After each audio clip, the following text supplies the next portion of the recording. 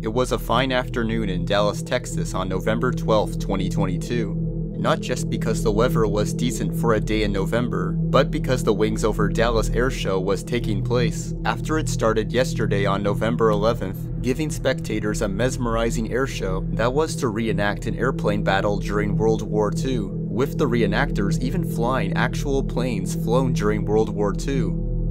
The airshow coincided with Veterans Day commemorations and was organized by the Commemorative Air Force, as well as the event was located at the Commemorative Air Force National Headquarters at the Dallas Executive Airport. Two of the multiple vintage airplanes that were featured at the airshow were the B-17 Flying Fortress and the Bell P-63 King Cobra. The B-17 involved was named Texas Raiders, a Douglas Long Beech-built B-17 G95DL that first entered service in 1945, and was operated by the American Air Power Heritage Flying Museum.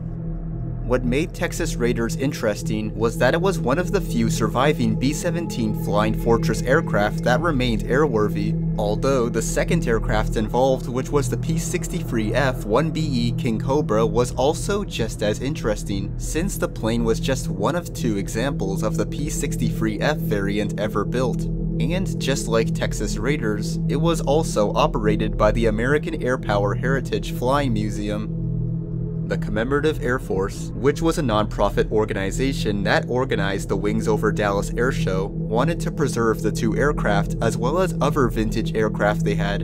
And before the two aircraft flew into the air, the CAF wanted to make sure that whoever volunteered to fly them were highly trained, just like whoever flew the other aircraft they had, which were often retired professional pilots that flew them. The airshow would manage to attract more than 4,000 spectators, and both the B-17 Flying Fortress and the P-63 King Cobra were expected to fly at the same time during one of the airshow's reenactments on November 12th. While the two aircraft were in the air flying, some spectators would take out their cameras to record them both flying so they can remember their time at the airshow. However, while they were recording the airshow, they managed to capture what can only be described as a worst-case scenario.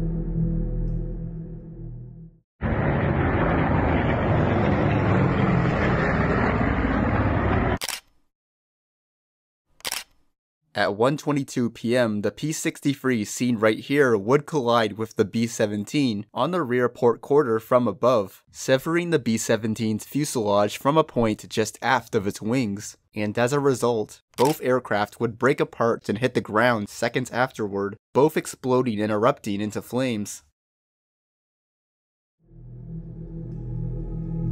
According to witness accounts, the P-63 was performing a high-speed descending banked turn onto the runway approach. And in case you don't know what a banked turn is, a banked turn or banking turn is a turn or change in direction in which an aircraft inclines slightly to the left or right, in a position called banked position, kind of like what you are seeing right here with this plane, so that its wings are angled towards the desired direction of the turn. When the turn has been completed, the aircraft must roll back to the wings level position in order to resume straight flight.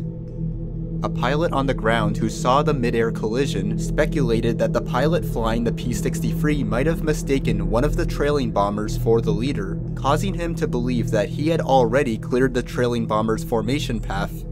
Consequently, the pilot would tighten his trajectory and position the P-63's belly towards one of the trailing bomber's formation paths, causing him to not see the approaching B-17 flying next to him. All 6 crew members on board both aircraft would be killed, and the accident would become the Commemorative Air Force's first fatal accident since 2005, and thankfully no one on the ground was injured or killed.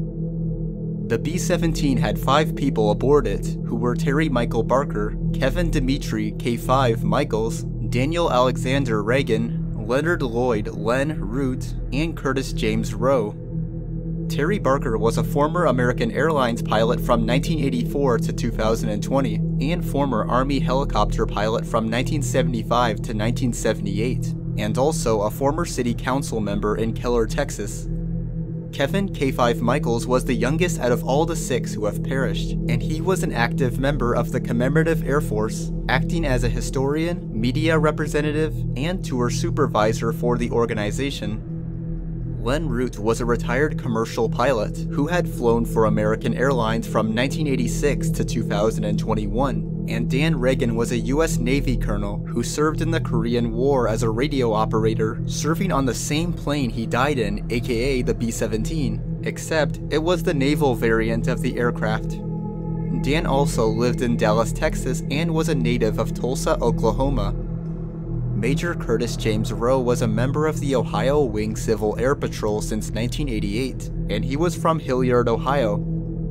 The P-63 had only one person in it, who was Craig Stephen Hutain, the pilot of the aircraft.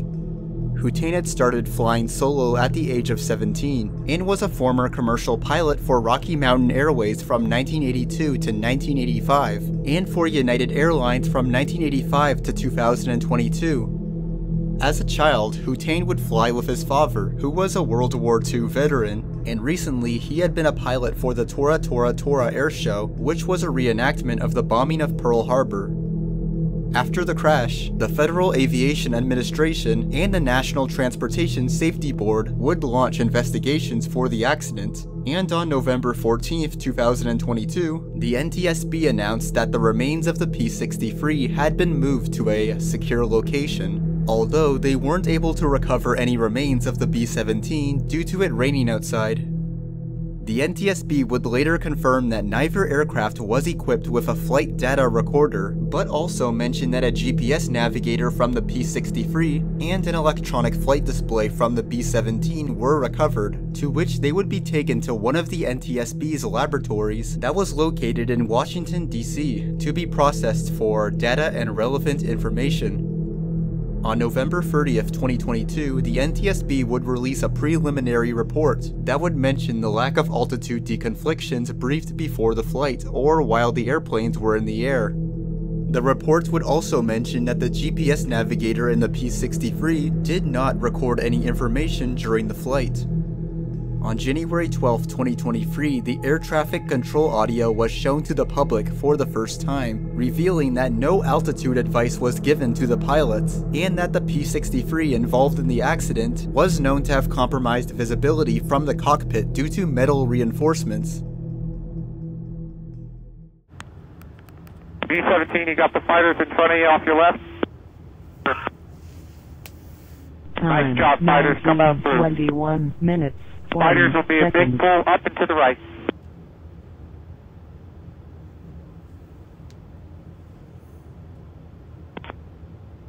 Knock it off, knock it off. Roll the trucks. Roll the trucks, roll the trucks. Knock it off, roll the trucks. 0 seconds. Thank you very much. B-24, it's right turn. B-24, right turn to follow. Fighters, you go right there. Stay right where you are. Left turn, fighters, left turn. Knock it off. Roll the trucks, roll the trucks. Let's go, roll the trucks.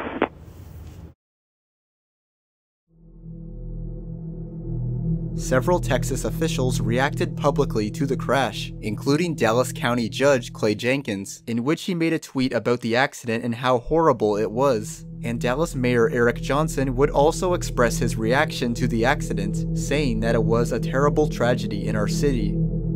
The president of the Commemorative Air Force would say that the kind of mid-air collision that occurred during the Wings Over Dallas Airshow was extremely rare, and as of making this video, the Wings Over Dallas mid-air collision is still under investigation. But for now, while the accident is being investigated, we can only hope that another accident like this doesn't occur anytime soon.